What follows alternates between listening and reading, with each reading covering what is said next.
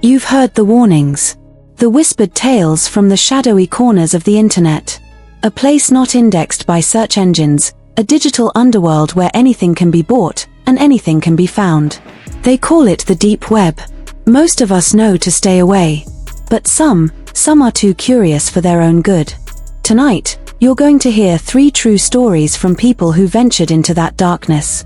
And what they found there, followed them back into the light. Our first story comes from a man named Leo.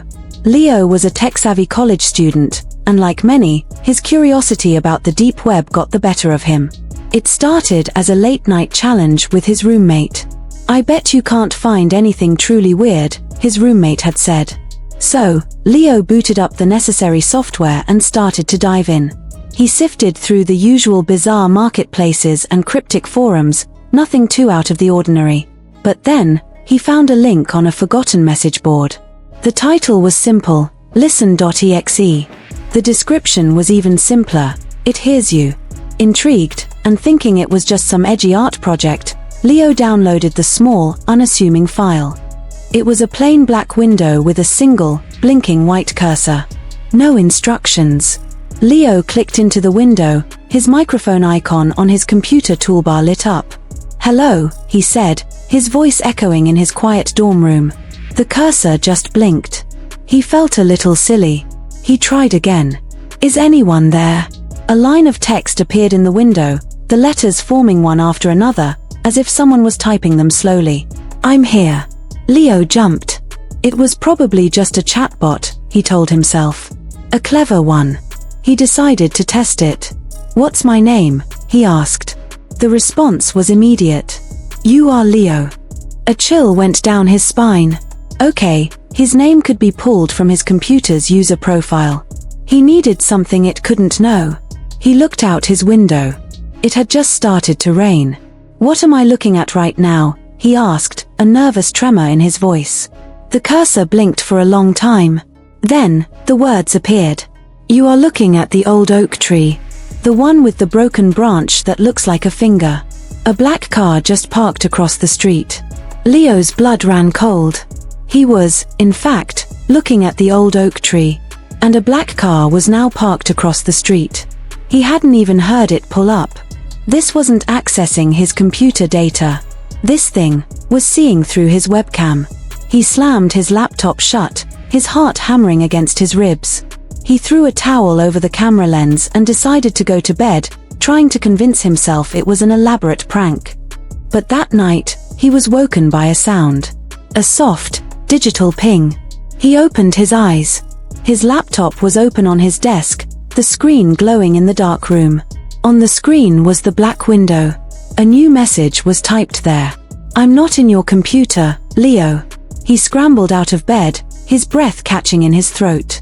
He was about to yank the power cord when another message appeared. "Look behind you." He froze. The air in the room grew thick and cold. He could feel a presence.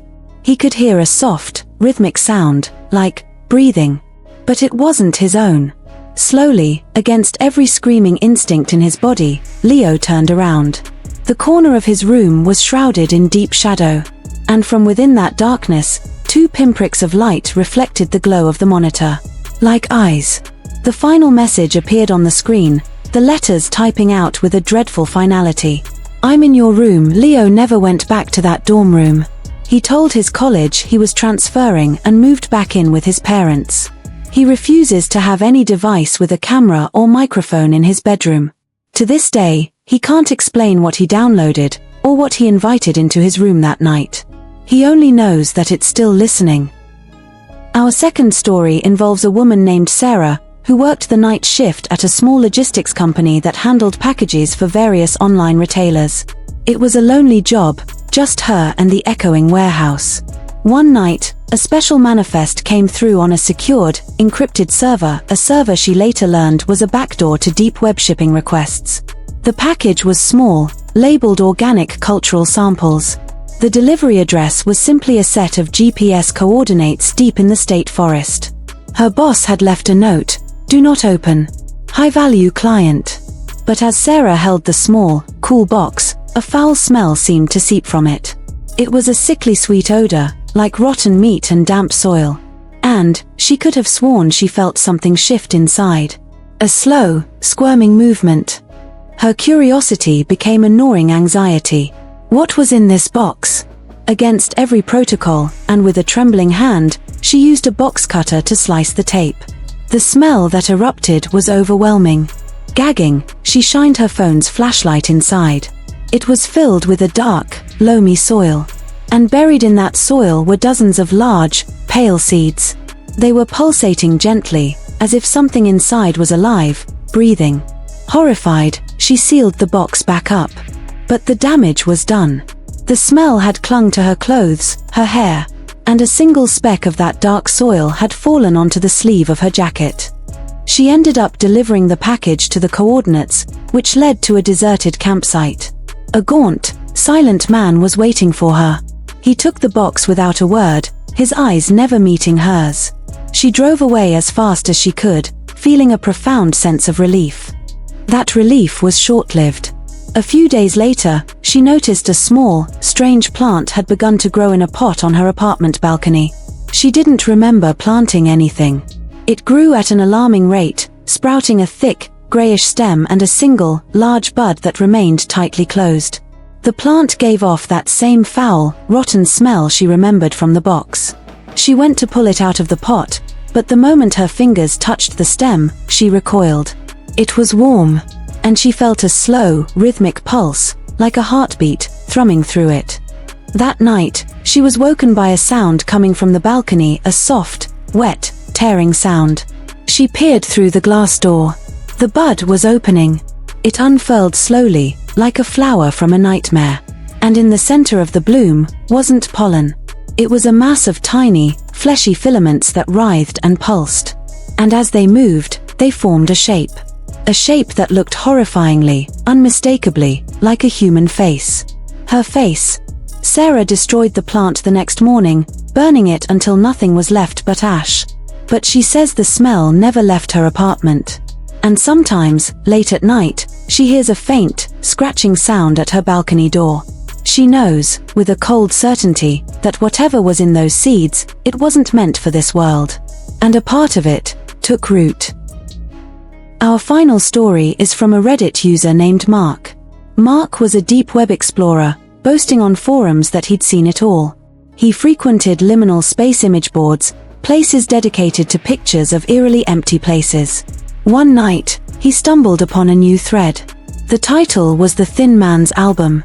The first few photos were classic liminal spaces, an empty, neon-lit swimming pool at night, a long, narrow hallway with peeling wallpaper, a deserted children's playground shrouded in fog.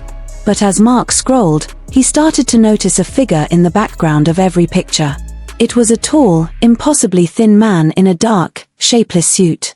His face was always blurred, a smudge of pale skin. He was always standing perfectly still, just watching. In the pool picture, he was in the deep end, the water up to his chest. In the hallway, he was at the very end, a tall, dark silhouette. In the playground, he was standing on the far side of the swings. It was creepy, but Mark assumed it was just a talented Photoshop artist. He posted a comment, "Cool art, but obvious edit. You can see the guy in every one." He closed the browser and went to make dinner. An hour later, he got a notification. The artist had replied to his comment. The reply was just a link.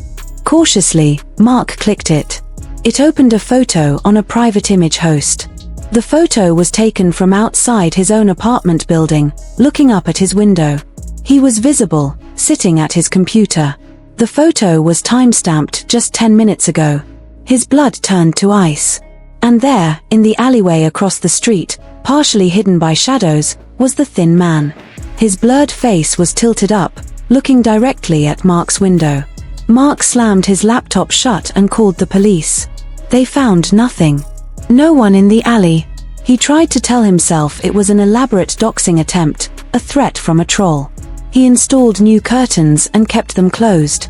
For a week, nothing happened. He started to relax. Then, one rainy evening, he was walking home from the grocery store. The streets were slick and empty. He pulled out his phone to check the time and opened his camera app by mistake. He was in selfie mode. And over his own shoulder, he saw a tall, thin figure standing under a street lamp 2 blocks back. It was him. Mark broke into a run, dropping his groceries. He fumbled with his keys at his apartment door, his hands shaking uncontrollably. He got inside, slammed the door shut, and locked every lock. He leaned against the door, panting, trying to catch his breath. That's when he heard it. A soft, dry scraping sound coming from the other side of the door. Like a long, thin fingernail slowly dragging down the wood. He hasn't seen the thin man since that night. The police found no evidence of anyone outside his door. But Mark knows he's still out there. Because sometimes, when he's walking down a crowded street, he'll catch a glimpse of a tall, dark silhouette in a shop window reflection. Or he'll see a blurred face in the background of a friend's vacation photo. He didn't just find the Thin Man's album online. He brought the Thin Man into his world. And now, the Thin Man is always just one step behind, 3 journeys into the abyss of the deep web.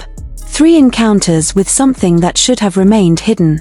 A listener that invades your home, a delivery that corrupts your life, and a silent watcher who is never far away. Remember, the internet is a vast place. But some corners are dark for a reason. It's better to leave them unexplored. Which story scared you the most? Comment below and subscribe for more true horror stories.